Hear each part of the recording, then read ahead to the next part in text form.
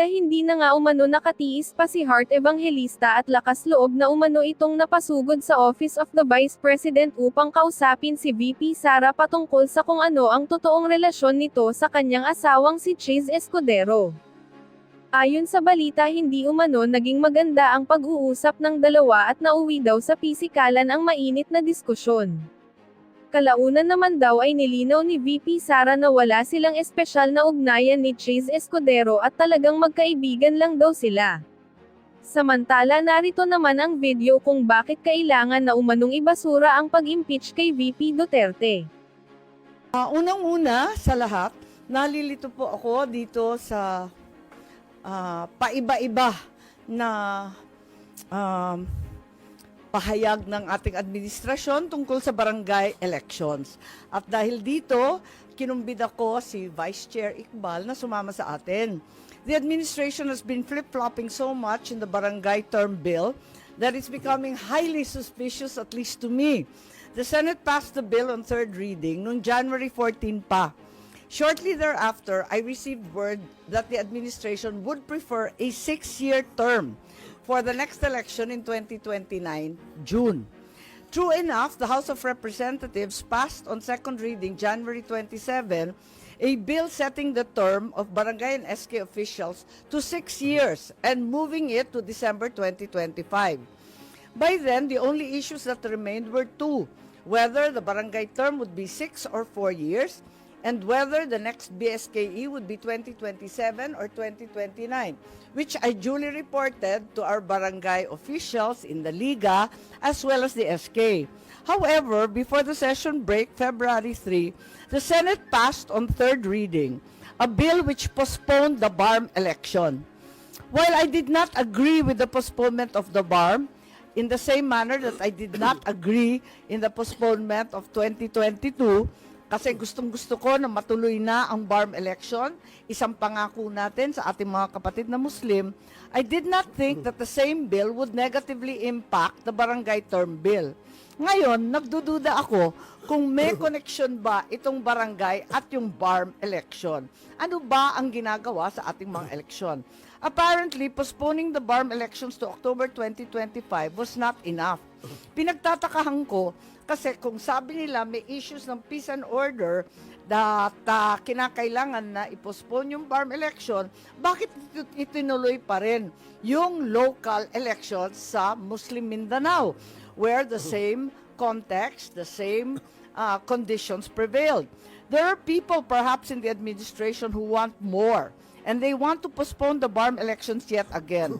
Unfortunately, the barangay and SK term will be the victim of the greed of these people, clandestinely working on another BARM election postponement. You see, it would be very difficult admitted to conduct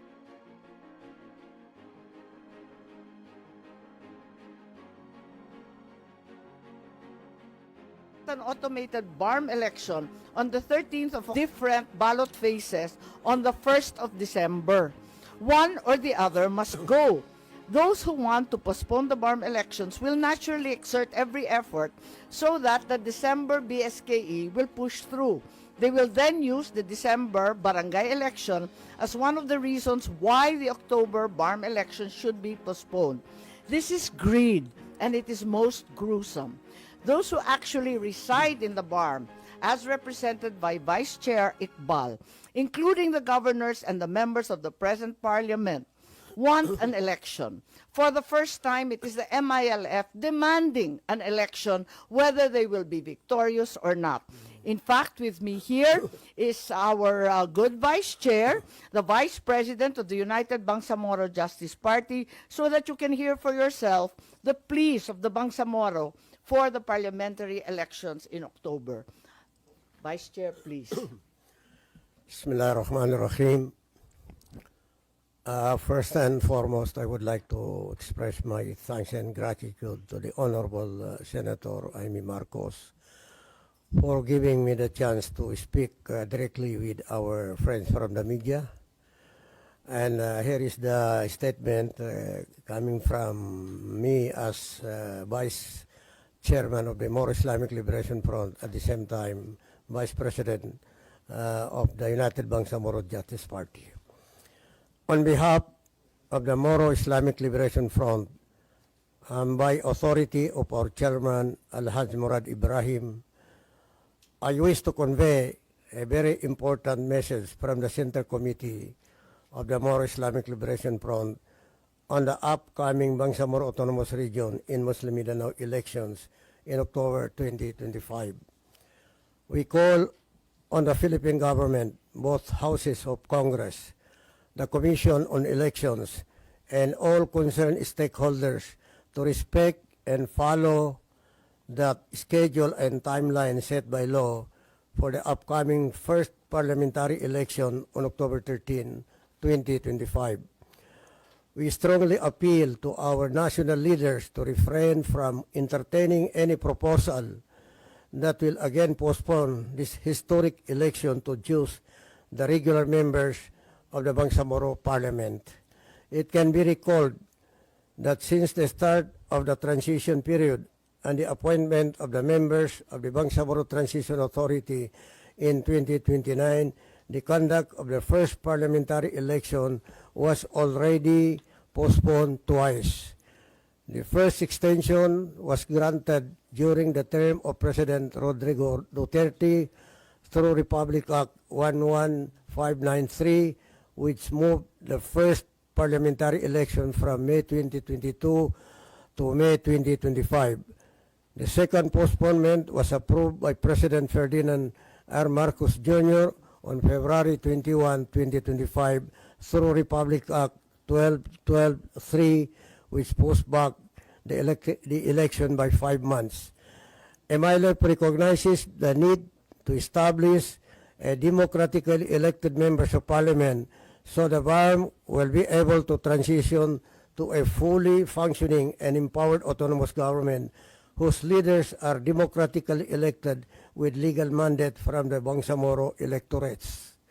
At this point in time, while there is no pending bill filed in Congress, yet seeking for another postponement of the October 13, 2025, the MILF is very much concerned over reports reaching us that there is again another move to postpone the parliamentary election to 2028.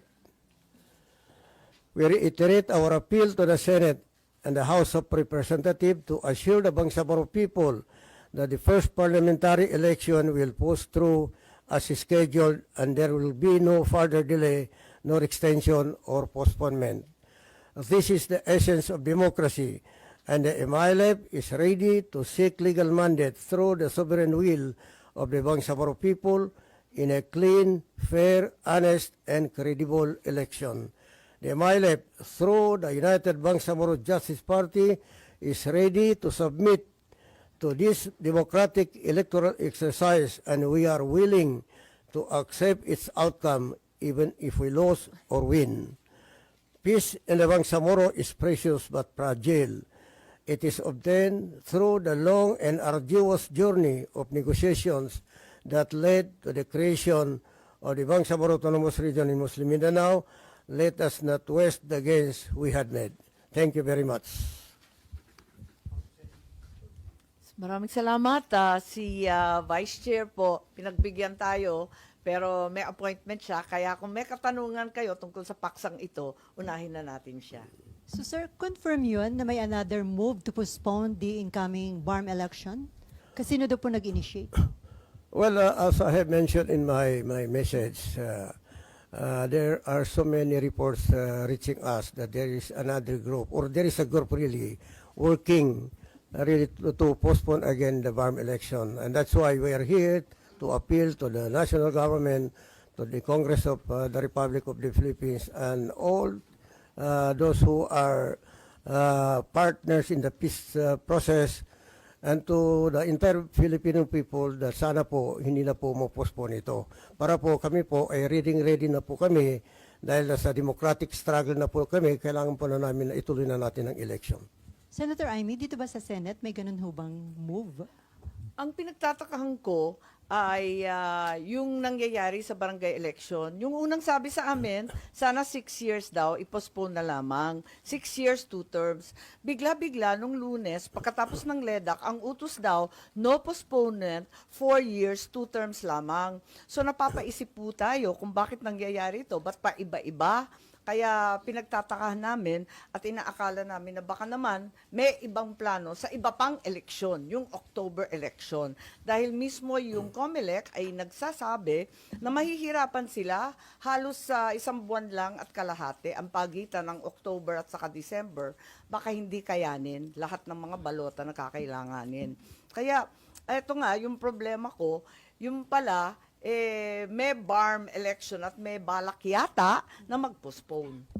Ang sinabi ho ni Senate President Escudero, kaya itutuloy ang barangay at SK election sa December para and then i-extend yung kanilang term sa 4 years dito sa Senate para hindi na masasabay sa anumang national or local elections. Kailan man naman hindi talagang sasabay yun kahit kailan. Hindi talaga tatama. Pero yung halimbawa this year kasi kasabay ng midterm election, di ba? This year yung SK. Kung December. Yes, kung December. Pero ang problema this year kasi ay 2 years lang halos ang term nila. Kaya walang may gusto ng eleksyon. Saksakan ng mahal at isa pa, magkakasabay doon sa BARM election, which as we know is a very historic and first election. Isang pangako na bigong-bigo na ang ating mga kapatid na Muslim, antay na sila ng antay, ikatlo kung sakali, ikatlong postponement to. Kaya nga,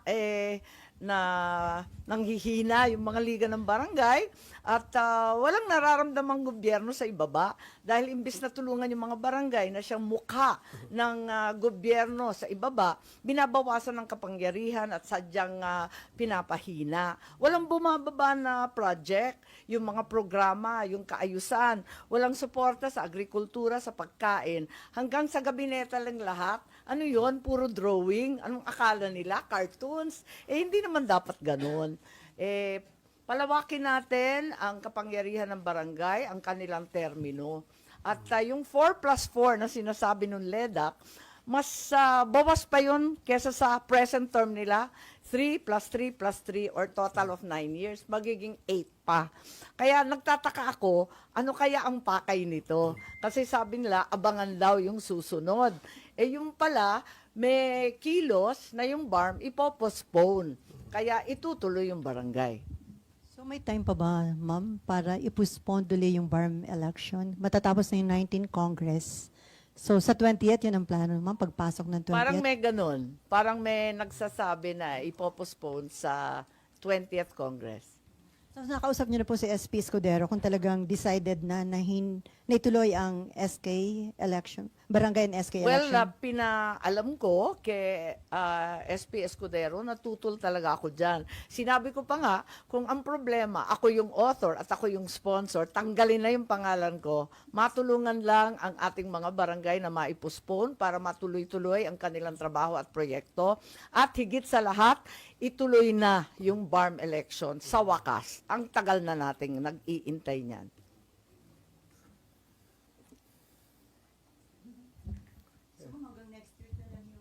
Session. Oo nga, 3 araw na lang. may Kaya chance nga, pa ba? nananawagan si Vice Chair Iqbal na ituloy na. Pero yung postponement ng barangay at SK election, may chance pa ba na ma-approve, ma'am? Well, kung hindi ngayon, sana sa susunod. Pero tawag nga ako ng tawag sa Kongreso, ang balita, nasa agenda ng 2 araw, pero hindi tinitake up. Tinatawagan ko si Congressman Sagarbaria, pati siya nalilito. Dahil sabi niya, dati minamadali, ginagawang 6 years. Ngayon, 4+4 na lang at no postponement bigla. Kaya nagkakalituhan lahat. May we get more information lang po dun sa sinasabi pong reports that meron pong tumatrabaho nga working to postpone again yung BARM elections. Paano po ba ito? Meron nagkakausap sa mga lawmakers? Ano po bang efforts po on that? Actually, yung mga information napakarami po, but I don't think I'm ready really to disclose names. So, pero sa baba, usap-usapan yan eh. Saka Yung mga personalities na involved, while I cannot disclose their names, alam namin. As yung mga tao na may direct benefit pag ma-postpone po ang BARM election po. Pero I'm not ready to name names. Pero hindi Malacanang initiative, sir. Sir, ang info nyo, walang kinalaman ng Malacanang, sir. Ano po? Hindi Malacanang initiative, sir. Oh, I trust the wisdom of the president. I don't think Malacanang has something to do that. At least ang presidente, we trust the president. We trust the wisdom of the president. Ang kinatatakutan ko, pareho na naman ang dahilan na sasabihin. Kunyari, magkakaroon ng insidente, pagkatapos tatakutin ang lahat na magkakagulo, kaya kinakailangan i-postpone. Sana tigilan na yung mga maniobrang ganyan. Kasi mapayapa at nananahimik ang ating mga kapatid na Muslim. Huwag na tayo mag-create ng kung ano-anong insidente para lamang i-postpone.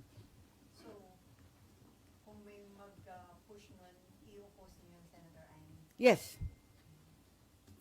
The same way that I opposed it during the time of President Duterte, and the same way that I opposed it even last year. Ano po yung nakikita niyong intention dun sa pagpapostpone or possible pagpapostpone ng BARM elections? Siguro kung sino makikinabang Yeah.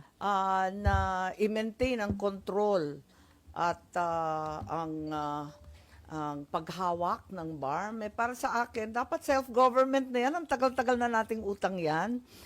Dapat 2022 pa yan. Umabot na tayo ng 2025. Ipopostpone na naman. Mahiya na tayo. Unang-una, nakakahiya sa buong mundo. Inaabangan tayo ng buong Middle East, ng buong Norway. Ang dami-daming bansa na kumbaga nakasalalay ito sa kanila na peace agreement ito na international na ang karakter, hindi lang national. Ikalawa, yung ating mga kapatid na Muslim, matagal nang inaasahan to. Parang linoloko na natin sila. Huwag naman ganon. Kada pagkakataon, kapag may pagkakataon na schedule, ipopostpone ulit. Huwag naman ganon. Pero ma'am, who or what group stands to gain kung ipopostpone? Siguro yung mga namamahala, yung mga naka-in charge dyan, na naghahari dyan, samantalang dapat ibigay na natin sa BARM. Autonomous region nga, pero hindi naman sila autonomous.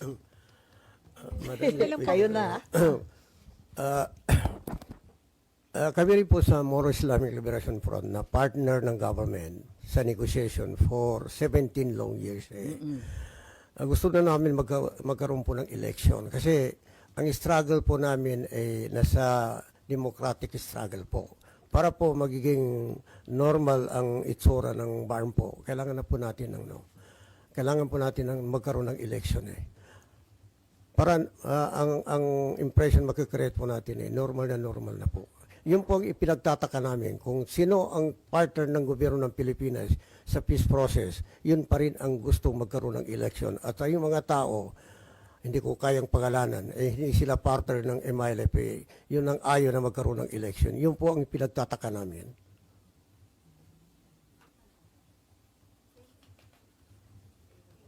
Thank you, Vice Chair. Thank you, maraming salamat. Ay, mag-greet pala kami. Eid Mubarak.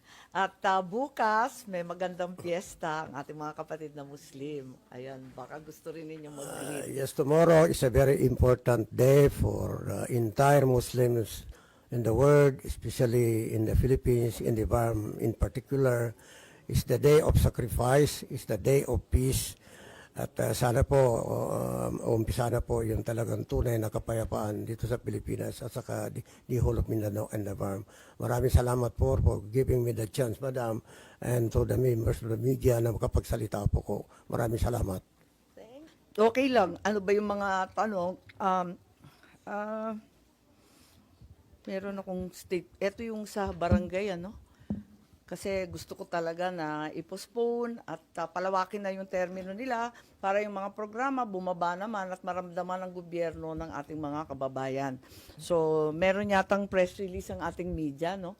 So, ibibigay rin namin sa inyo. Pero, in the meantime, may kwentuhan sa Hague. Marami kayong nagte-text sa akin. Ini-snub ko kasi hindi ako makarinig. Hindi ko marinig ng maigi. Sintu-sintu yung aking telepono. Ako'y pumunta sa The Hague para samahan ang ating Vice President sa kanyang kaarawan. At the same time, samahan ang ating mga OFW at kababayan na nagdadalamhati at nasa kulungan pa rin ang ating dating Pangulong PRRD. Kami ay dumaan sa Oman, kung saan yung mga Pilipino ay talagang sabik na makita si VP. Pagkatapos noon, pumunta na kami sa The Hague, Netherlands. At alam naman natin, bawal lahat pumasok, pera lang yung pamilya at saka yung abogado. Kaya nandun lang kami sa labas, masaya naman, pero umiiyak din. Nakakatuwa nga yung aming pagtitipon dahil kakaiba. Grabe ang suporta ng mga OFW natin na nagdatingan. Yung iba galing London, galing sa Belgium, galing sa Spain. Yung iba mga napakalayo pa ng pinanggalingan. Galing Hong Kong, Pilipinas.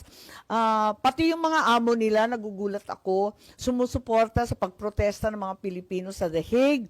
Mismong amo nila ng mga Dutch ang gumagastos, nagpapagawa ng mga t-shirt, ng mga hoodie, at matindi na pinapayagan sila mag-day off para lang pumunta doon sa tinatawag na Duterte Street. Ganon katindi ang pagmamahal at suporta nila para sa ating dating Pangulo at pati na rin para sa ating ikalawang Pangulo.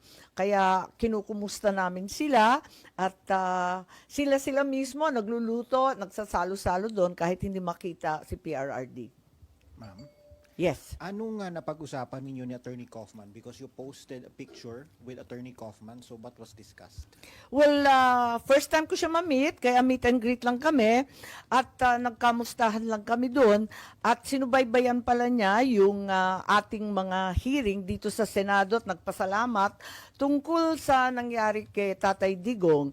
Ginamit pati ang transcript of records natin sa ibang pleading niya at nakatulong daw ito sa ginawa nila at lalo na sa issue at pag-question ng jurisdiction ng ICC sa Pilipinas ngayon na hindi na tayo state party sa Rome Statute. At hindi ako makakomento sa iba't iba pang mga plano nila na pinag-usapan, ngunit talagang matindi ang laban ni PRRD at nakabuo na sila ng legal team. Sir, ma'am, meron bang binigay kahit naman lang kahit anong pag-asa or update kung makakauwi ba ang dating Pangulo or not? Yes, the good news is the attorney Nick Kaufman is very gung-ho. Talagang pinipilit niya na karapatan ni Presidente Duterte ang interim release. Talagang sinasabi niya na talagang ipaglalaban niya ng matindi ang jurisdiction, ang lack of jurisdiction ng ICC. So, yun talaga maliwanag. Loud and clear yun sa kanila. Ma'am, may other question regarding the impeachment. In the past few days, umikot yung balita tungkol dun sa resolution, which is becoming controversial tungkol dun sa pagdi-dismiss dun sa impeachment.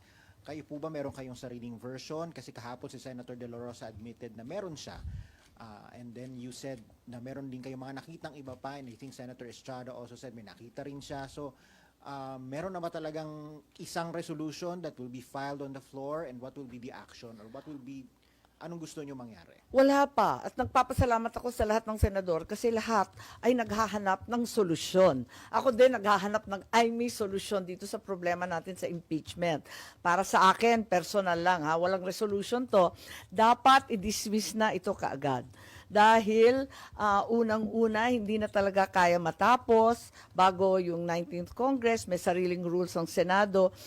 Pero, ang totoo, I have very serious concerns about the validity of the impeachment complaint arriving here in the Senate.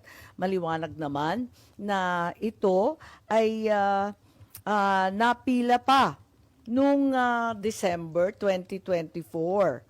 Pagkatapos noon, a second impeachment complaint later in December, 4 December, was also endorsed and filed in the lower house. A third impeachment complaint was also filed on the 19th. So bale, 2nd December, 4th December, 19th December, andyan na, klaro na yung impeachment complaint na nandyan sa house. Tapos, alam naman natin yung background niyan, October 2023, marami nang nagbababala na sila ay magpapadala ng impeachment complaint. Para sa akin, dahil dito maliwanag na hindi nila ipinadala sa amin dito sa house kaagad-agad. Bakit? Ang tanong ko. Bakit wini-withhold? Kung wini-withhold nila, abay sila pala ang nagpatagal nitong lahat. Despite the lapse of 2 months, no action was taken to transmit to the Senate or refer any of the first 3 verified complaints. Only on the 5th of February, a 4th impeachment complaint was endorsed and signed and finally sent to the Senate. So, para sa akin, kinakailangan alamin kung tama rin ang ginawa ng Kongreso. Sinasabi nila dinelay ng Senado. Ang akin, teka muna, sino ba talaga ang nag-delay niyan? At ngayon, violative na of the 1-year ban on filing impeachments. Ma'am, do you think it will cross over to the 20th Congress? Hindi nga ako naniniwala dyan kasi may ruling naman, may rules ang Senado. All pending matters and proceedings shall terminate upon the expiration of one Congress, may be taken up by the succeeding Congress as if presented for the first time. Klaro naman sa atin, kapag nagtapos sa June 11, ang 19th Congress, dapat mag-file ulit ang House of Representatives ng panibagong articles of impeachment. Tulad ng lahat ng ating mga batas, umaabot ng third reading, pag kinapos ang oras, back to square one. Ma'am, anong sagot nyo dun sa sa UP Law faculty, I think Senator De Lima, Senator Drilon, all of these other people who are insisting that you should conduct the trial in accordance with the Constitution dahil nga sabi forthwith? Palagay ko, mas importante sa iisang salita na forthwith, ang malawakang kapangyarihan na binibigay ng ating saligang batas sa Senado. So, sa palagay ko, maraming otoridad na nagsasabi hindi pwede at ginagalang natin sila, pero sa kabila nun, ang pinakamaliwanag, ang Senado, ang may kapangyarihan magdesisyon kung ano talaga. Para sa akin, kaduda-duda ang validity, ang tamang pagpadala at endorsement ng Congress. So, depende yan. Mauuwi sa botohan. Dahil alam naman natin, ang impeachment, hindi naman siya legal. It is a fundamentally political process. And it is an effort by politicians to find accountability, di ba? Kaya, ayun, ang kapangyarihan nasa kamay talaga ng Senado. Ma'am, sabi nyo, dapat ma-dismiss na agad itong impeachment. Paano at kailan? Kasi on June 11, nakaschedule kayo para dun sa presentation ng articles of impeachment at pag-convene ng impeachment court. Ibig sabihin, para sa inyo, hindi na dapat umabot sa punto na yon? Dapat i-dismiss na agad? Para sa akin, wala na talagang panahon para sa trial.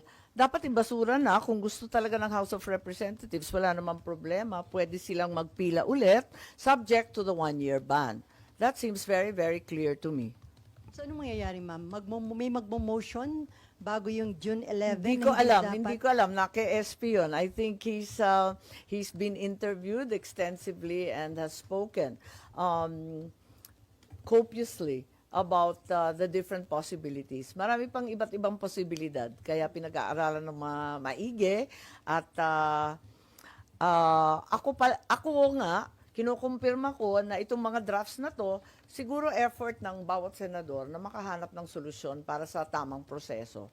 Yung pinakasang-ayon sa batas, pinakamabilis, pinakaklaro.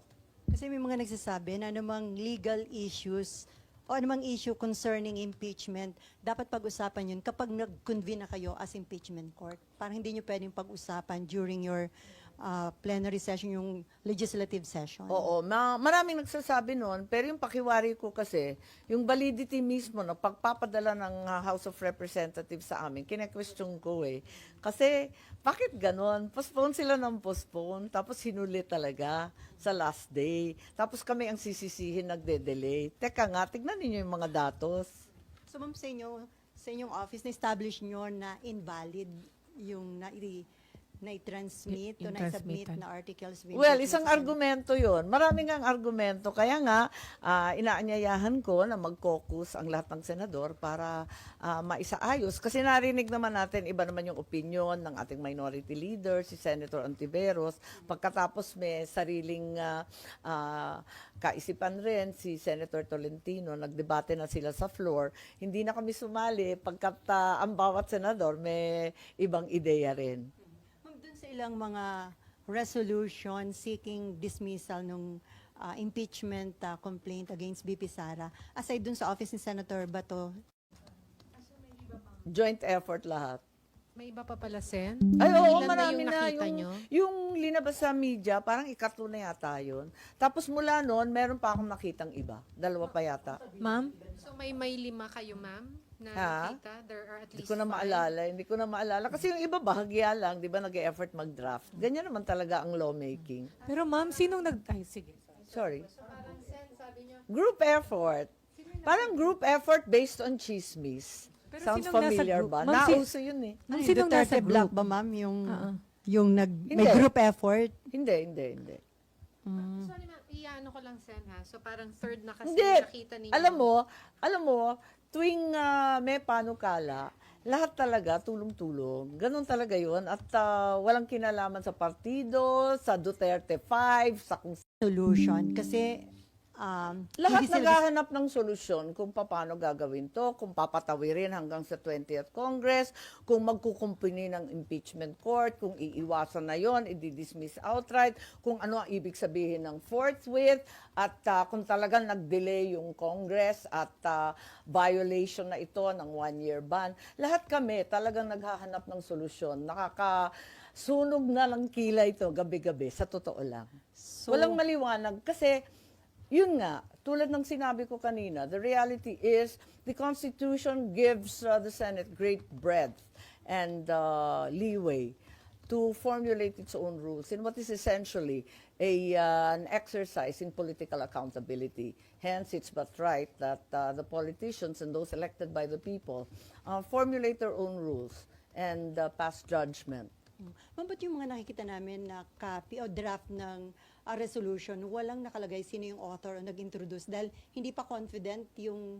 Hindi, I think nakita naman at pinakita dun sa metadata, COS ni Senator Bato yung pinakita. Pero doon sa nag-introduce or author, walang pangalan. No, but it's very clear. It's the COS of Attorney Joanne, yung COS ni Senator Bato. At sinabi niya nang galing sa office niya. So, Sen, you mean, nakakita? Palagay ko wala namang masama doon. Lahat talaga nag-e-effort na maghanap ng liwanag sa dilim. Pero ma'am, sabi niyo po group effort para parang ano yung Hindi mga naman group effort na katulad nung pag-aresto at pagtangay kay Presidente Duterte. Ito, ibig ko sabihin, lawmaking is not a solo flight. No, we always work together. So, And certainly, we explore all possibilities. It's not a straightforward rule-imposing process. Kasi yung procedure dito, di ba ang lawak-lawak nga at wala naman sa rules na maliwanag kung anong dapat gagawin. So, kinakailangan alamin kung anong makakabuti sa atin. Opo, ma'am, but ang direction, ma'am, ng lahat, quote-unquote lahat, ay is to Hindi ko towards alam kung dismissal? lahat. Hindi ko alam kung lahat. Ang akin lamang, ang duda ko, hindi lamang ang sinasabi o tinatawag na mga Duterte ang interesado sa pag-dismiss. Ang pakiramdam ko, mismo ang administrasyon ay may mga grupo na nagsasabi na wag nang ituloy at baka mapahiya lang sa numero. So ma'am, ang hinahanap ngayon ay yung remedyo or sabi niyo nga, I mean, solusyon para Yeah, hindi I mean, para walang solusyon. mapapahiya sa Ewan ko situation. yun lang ang pakiramdam ko. So, Sen, nakakita rin ba kayo ng nasa admin side? Na sila yung nag-draft? May ganun ba? Kunyari, Hindi, wala. Wala. Pinag-uusapan lang. At saka kanya-kanyang draft ng maliliit na provision, ganyan. And then, ma'am, sa tingin niyo makakakuha ng numero sakaling pabotohan sa plan? Hindi ko alam talaga kung anong plano. Si SP ang nagpaplano. Pati yata si SP, kinukonsulta yung iba at kinakausap yung iba kung anong dapat gawin, kung anong mainam. At yung panawagan niyo na magkaroon ng caucus, kailan niyo gusto at anong gusto niyo mapag-usapan? Sa lalong madaling panahon para magkaklaro na at magkadireksyon na kami. Before June 11, sana. Dapat lang para June 11 kasi tapos na eh. but when you said groups, ma'am, na Hindi, linuloko lang. Binibiro ko lang kayo tungkol sa group effort, ha? Baka akala ninyo talagang may group effort. Nasesentensyahan na yan, ha? Hindi. Ang ibig ko sabihin, sa Senado, lalo sa plenary, syempre, lahat may kontribusyon. Ganyan talaga. na ibig sabihin, ma'am, when you said yung groups, there are groups na nagsasabi na magandang wag nang ituloy kasi baka mapansin. Naririnig ko. Are we talking about groups in the Senate? In the Senate and outside the Senate. So we're talking about senators who are aligned with the administration? Marami. Pero paano yun, ma'am? May mga grupo din, like may mga nag-rally na mga nananawagan, convict Sara, dapat daw panagutin or harapin yung kaso. May mga Sa different sectors. Sana ba yun, ha? Chine-check ko nga eh. Ang totoo, ang katotohanan ay maraming kaso nakapila kay VP Sara, no? Ang dai-dai niyang kaso at hindi natin masasabi na kumbaga walang accountability. Marami pa rin pananagutan kasi ang dami pa rin kaso. Nakita naman ninyo sa COA, sangkatutak pa ang kaso sa COA, disallowance regarding the confidential funds, nakatenga pa rin yan on appeal before COA Commission. May 3 petisyon tungkol sa confidential funds sa Supreme Court. So tuloy-tuloy pa rin yan. Tapos may COA proceeding sa 2023 confidential funds about OVP, pati na rin ang DepEd. So, hindi kumbaga makakaligtas kung may anomalya man. Talagang maimbestigahan to ng todo-todo. Meron pang DOJ criminal complaint. Tapos meron pang, di ba ito yung grave threat, inciting to sedition? Chine-check ko eh. Kasi yung iba sinasabi, makakaligtas, makakalusot. Hindi naman, wala naman lusutan. Alam naman natin ang ending ng impeachment, di ba? Magpipila pa rin ang kaso. Ang totoo, may kaso na eh. So para sa inyo, yun ang mas tamang step or... Well, sa ngayon, unless mag-umpisa na naman ang panibagong impeachment. Pero ma'am, kasi may mga sinasabi rin na pag hindi nag-impeachment trial, that would deprive the Vice President of her opportunity to defend herself dun sa mga allegations. And sabi din naman niya, handa siyang humarap, gusto pa nga niya ng bloodbath. So why deprive her of that? Ang sa akin naman, walang kinalaman sa pakiramdam o nais ni VP. Ang sinusundan lang natin yung batas. Para sa akin, mali yung pagpapadala rito. Invalid na kagad. Kasi 4 na complaint. Bakit inupuan yung 3? So ma'am, yung Tapos magtututuro ngayon. Hindi naman yata tama yun. ma'am, yung ba yung practical way out of this? Na yun, makita na invalid siya. I'm not really looking for a way out because like I said, there will be no way out. Accountability will remain and responsibility will have to be assigned. If there's any malfeasance, misfeasance, nonfeasance, if there's any criminal act involved, certainly COA, the Supreme Court, the DOJ will get to the bottom of it. Ma'am, you're vying for Senate presidency. Naniligaw ka na ba sa mga kasamahan mo para suportahan ka? Hindi. May nakisuyo lang sa akin kung baka ako na lang daw ang tatakbo. Palagay ko, Ang gusto lang nila, makipag-umpugan ako kay Tambaloslos. Kay House Speaker. Pero hindi, I mean, hindi seryoso yun, ma'am? Or are you seriously considering to... Actually, hindi ko masyado iniisip sa totoo lang. Kus- Ha? Actually, nakikinig ako sa mga kandidato, 'di ba? Klaro naman na si SP Cheese tatakbo muli. Klaro naman na si former SP Tito Sen nagre-recruit din. Lahat sila nangangampanya. Nakikinig ako. Pero para sa akin, tulad ng sinabi ko noon, dapat may klarong plataforma. Talaga bang ipagtatanggol ang ating budget? Yung paglulustay ng bilyon-bilyon ng 2024 na lumalapan noong 2025. Mauulit ba yan? Kasi nagpalit kami ng SP. Para sa akin, bumoto ako sa bagong SP dahil sa nangyari sa 2024. Yung pala, mas grabe ang mangyayari sa 2025 na election year. So, gusto ko ng confidence na talagang hindi ito mangyayari ulit. Pagkatapos noon, siyempre, yung integridad ng Senado, pagtatanggol ba, yan, mga issues yan na kailangan talaga panindigan natin. So you're open? I think every senator will rise to the challenge. Ilan na po yung nag-express ng support sa inyo, ma'am? I'm not free to say so. Pero nag-text ka na rin ba sa mga colleagues ninyo? Ay, hindi. Ay, nagte-text. Mahilig ako mag-text eh. Marites ako eh. Talaga nagte-text ako sa iba't iba, pero hindi tungkol sa kampanya. Pagod na akong mga kampanya. Ma'am, balik ko lang po doon sa impeachment. Ma'am, sabi nyo, lahat naghahanap ng solusyon. Ma'am, Oo naman, kasi Opo. talagang mahirap itong sitwasyon natin. Kailangan magklaro. yes, ma'am. So, hindi nyo, ma'am, anong malamang na mangyayari, hindi na magko-convene ang Senate as impeachment Hindi court ko on alam, Wednesday? hindi ko alam. Ayoko mag-speculate. Dahil, like I said, we have all the options open. Every senator has his or her opinion, and we respect their right to air their views. Wala pang consensus sa madaling salita. But what solution are you looking for, Sen? When you said, Well, the best way to deal with the impeachment complaint endorsed to the Senate, obviously. Whether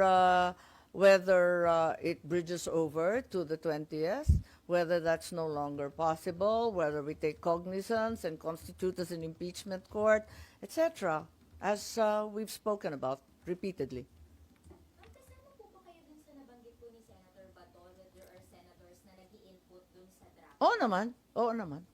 And ano po yung inputs na nakikita nyo? Eh kasi nga yung input ko nga, yung sinabi ko kanina, napalagay ko, yung validity nung in-endorse sa amin dito sa Senado should be assailed in the first place. Ma'am, kasi dun sa draft resolution na kumalat, ang ina-assail dun mismong Senate na it failed to act on the impeachment cases for... Ayun na nga parang sinisi namin sarili namin. Exactly, Kaya ma'am. talagang parang, hello, may benta ba yan? Kaya yun ang kailangan baguhin, ma'am. Kasi, yun nga, practical sinisisi sarili nyo eh. Kaya nga Pero ito, hindi naman panahon ng sisihan o turuan, ano. Basta maghanap tayo ng solusyon kung anong magandang gawin at kung alin ang sang-ayon sa batas. So, nakita nyo, walang mangyayaring impeachment trial? Hindi ko alam. At kung mangyayaring magkaroon, Everything's still possible. It's all up in the air. Like I said, we haven't met. We haven't come to a consensus as a body. And certainly, all options remain open. And I think every senator needs to be heard. at kung matuloy ma'am yung impeachment trial, considering yung magiging bagong composition ng Senate sa 20th Congress, bakit may chance ba na ma-acquit or Bilangin na lang ninyo. sabihin niyo,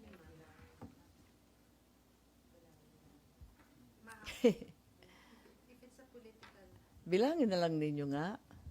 Sen, can, Can we clarify? Can we clarify, Sen? Do you think there's no numbers to convict the Vice President as we speak of the composition, whether sa 19th or 20th Congress? Well, I've loosely said that walang numero. Pero ang realidad, kapag impeachment, it stands and dies on the basis of evidence, clearly. So I can't make such a roughshod statement, given that the reality is no evidence has been presented at all so far. Ma'am, yung ibang mga senators po, they are maintaining na constitutionally bound yung Senate to convene. That's right. That's the argument of the minority. Opo, pero ang argument niyo po ba is dahil invalid yung articles of impeachment na pinadala ay wala na din yun? Yung ganong, Well, I have very serious concerns about the validity of the impeachment endorsed to the Senate. so para po sa inyo, hindi na kayo bound to act on that articles of impeachment? Pero ako lang yun, no? Yun yung input niyo. Kanya-kanyang input kasi di ba? Pati si SP may sariling input din Parang ganun din ang iniisip niya. Marami rin nag-argue sa forthwith. Meron ring si Senator Tolentino na functionally dismissed. Kanya-kanyang kwento yan So, pakinggan natin lahat para maganda yung solusyon. Kung yung effort na maghanap ng solution para ma-dismiss yung impeachment case against VP Sara. I don't think that's necessarily the case. I don't think an outright dismissal is the goal of each and every senator.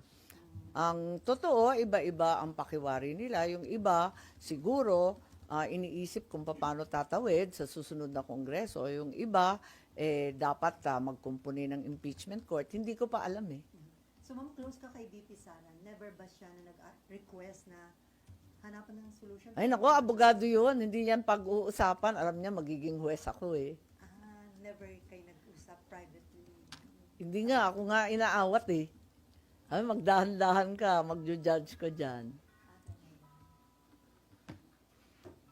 Ang sabi lang niya, ano man ang mangyari, tanggap ko na.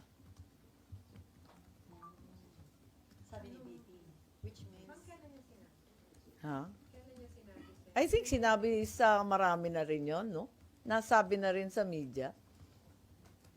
Sen, maybe you'd like to react on Davao City Mayor Baste Duterte's statement saying that Nagkita kami sa Hague at naintindihan ko siya. something about being at least he may not be approve of the Marcos but not with you. Parang he's casual with you. That's Hindi, his term. nagkita kami. Nagkasabay kami sa birthday. Yun nga, ni VP Sara. You understand him in what aspect or how, why po?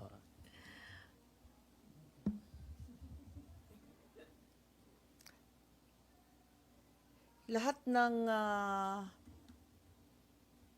Maka-Duterte, lalo na yung pamilya ng Duterte, talagang masama ang loob sa nangyari.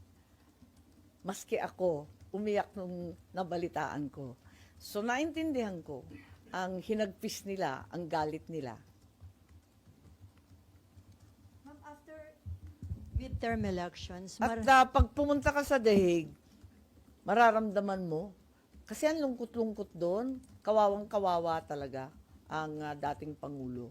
Ngayon pang tumanda at may sakit, diyan pa nagka-problema at mag-isa.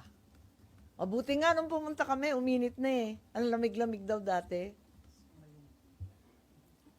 Ma'am, after midterm elections, ang daming pinapalabas na orders si Presidente, like yung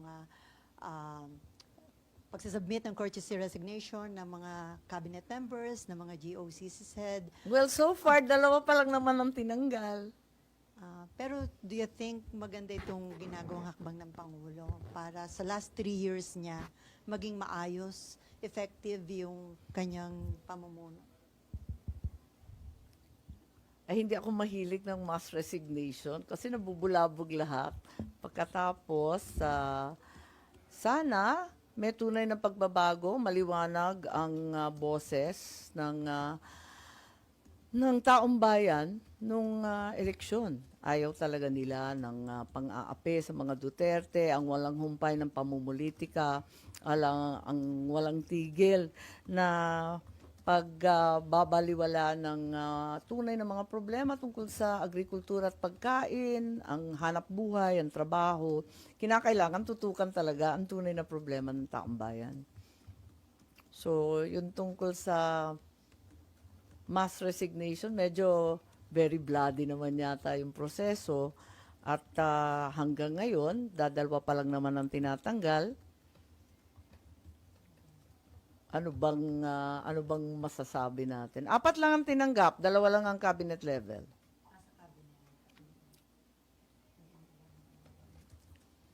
Hindi, nakakakaba yun eh, di ba? Tapos, it may have given the wrong signals about the country, and in some way also jeopardized our economy, ang ating stock market, ang ating mga negosyante at investor kinabahan.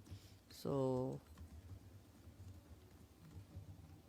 parang nakaka-nervous naman ang nangyari kung ang pakay lamang idadalawa palang gabinete. At nagtataka rin ako sa biglaang pagsara o babala na magsasara yung EDSA, di ba? Narinig natin si JV kanina, si Senator JV, tama naman yun. Bakit biglaan na sasarahan yung EDSA na wala namang alternative? Paano naman yung tao na, eto nga, nagre-reklamo tayo sa traffic dahil sa may sasakyan tayo. Paano pa yung nagko-commute? Mas lalo. At may nagtanong sa akin, isa sa inyo tungkol sa San Juanico. Yung San Juanico Bridge sa Leyte at Samar. Malaki rin problema kasi biglaan na lamang inanunsyo na kinakailangan daw ng repair and rehab na bilyon-bilyon. Tinitingnan ko from 2018 to 2025, ang liit-liit lang na binibigay, halos pintura lang yata at konting rehab. May 451 million lang ang linalagay dun sa tulay mismo. At yung inaakala namin pag-repair ng ating tulay, 4.7 billion. Mga kalsada lang pala yun. Talaga naman na-neglect ng todo-todo, ng bonggang-bongga yung tulay. I feel very badly personally about it dahil yung tulay simbolo ng administrasyon ng aking ama. Parang pinakamagandang infrastructure project yon nung panahon na yon, 1973. At yun nga, pinag-ugnay ang dalawang lalawigan, dalawang isla, at pinag-abot ang mga tao at mga magsasaka, yung kanilang mga produkto pwede nang ikalakal at ibenta. Biglang napabayaan pala ng todo-todo, ilang taon, mga rine-repair lamang yung mga kalsa-kalsada. Alam naman natin, mas malakas ang racket doon, samantalang ang tulay talagang napakahirap na trabaho. Very specialized bridge engineers ang kinakailangan. Ano pa ba ang tinanong ninyo sa akin? Senator? Hindi ko alam kung sino dapat sisihin kasi yung the roads going to San Juanico Bridge entitled the Maharlika Highway, linagyan lang ng titulong San Juanico, hindi naman pala yung tulay. Ayun. Ma'am, Yes? Ma'am Cliff Benson po from Bloomberg. Ma'am, yung move po to de facto dismiss the impeachment complaint, how do you assess po yung support ng mga senators? I have no gained idea. support? I have no idea. It's just being mooted as one of the options. Thank you po. Sorry, I cannot enlighten mo. Wala, hindi ko alam eh. Hindi ko alam. Kasi pinag-uusapan lang. Oo. Yung tungkol sa San Juanico, babalikan ko lang, sana mabigyan na ng subsidy for the transport cost. Kasi right now, only light vehicles are allowed. Walang bus, walang truck. Kawawa naman yung mga taga-Samar. 3 Samar yan, Northern, Eastern, and Western Samar. Kinakailangan nila ng subsidy ng transport cost for basic commodities. Magroro man lang sana, mabigyan sila ng konting tulong, agri-products, construction materials, lahat na para. Talaga naman. Wag naman sana tuloy-tuloy yan. At kung aayusin, pwede ba yung mismong tulay na ang ayusin?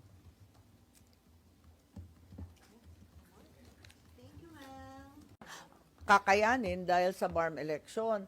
Ngayon, may bali-balita at na tetense sila at yung LEDAC na ang liwaliwanag na itutuloy yung postponement, nagulat naman ako at nananawagan ako sa mga kinauukulan na i-reconsider nila dahil yung BARM, napaka-importante. Yung barangay, there's no urgency naman. As a matter of fact, kung kakausapin mo yung ating mga LGU, talagang hirap na sila eh. Ang bigat nitong eleksyon na to, may todo akap, todo AX. Naku, talagang gapang. Kung may postpone man yung barangay, dapat hindi yung BARM.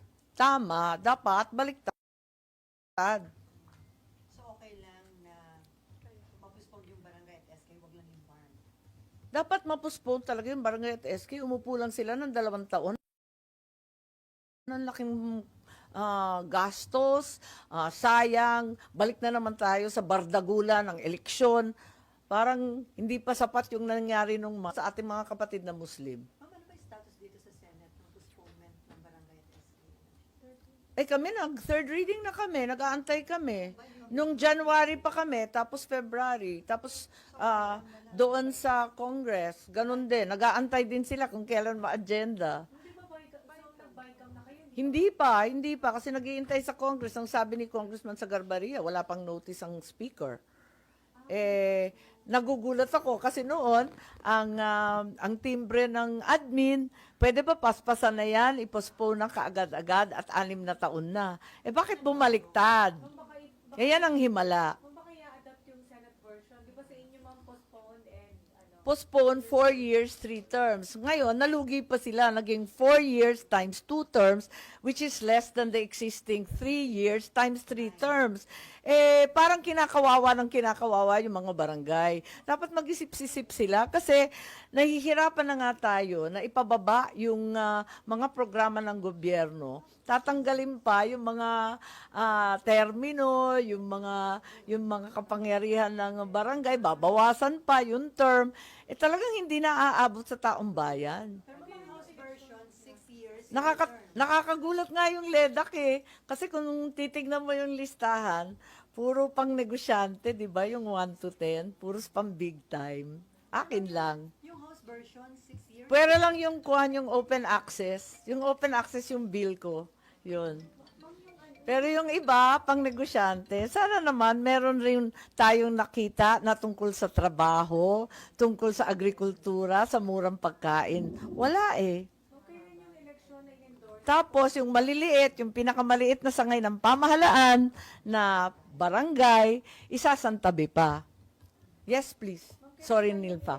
magkailan nga ulit yung election na in-endorse ninyo kung i-postpone to what? Yeah, yung version kasi sa House 6 years, sa amin 4 years. Tapos kapag 4 years, 2027 dapat ang eleksyon ayon sa Senado, ayon sa Congress 6 years, 2029.